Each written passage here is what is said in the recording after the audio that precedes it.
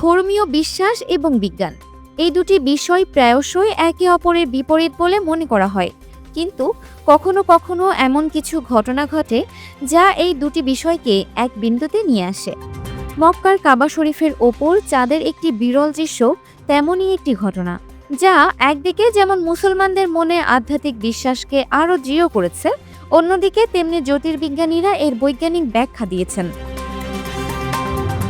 এই বিরল দৃশ্যটি শুক্রবার ভোরে দেখা যায়, যখন গিব্বাস চাঁদ ঠিক কাবা শরীফের মাথার উপর এসে দাঁড়ায়। এই দৃশ্যটি এক ধরনের অলৌকিক ঘটনা হিসেবে অনেকের কাছে মনে হয়েছে।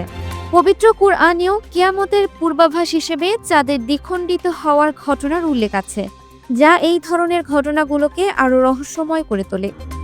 তবে এই আধ্যাত্মিক ব্যাখ্যা ছাড়াও এই ঘটনার একটি বৈজ্ঞানিক দিকও রয়েছে।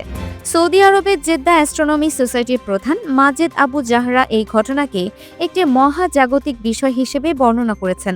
তার মতে এটি জ্যোতির্বৈজ্ঞানিক ঘটনার নির্ভুলতার প্রমাণ, যা মুসলিমদের নামাজ ও কিবলার দিক সঠিকভাবে নির্ধারণে সহায়তা করবে।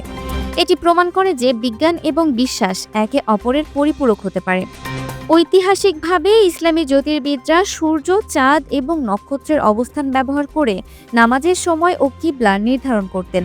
এটি প্রমাণ করে যে ইসলামে বিজ্ঞান এবং গবেষণার একটি দীর্ঘ ইতিহাস রয়েছে। এই ঘটনাটি আমাদের মনে করিয়ে দেয় যে পৃথিবী এবং মহাবিশ্বের প্রতিটি ঘটনাতেই সৃষ্টিকর্তার অসীম জ্ঞান এবং ক্ষমতার প্রতিফলন রয়েছে।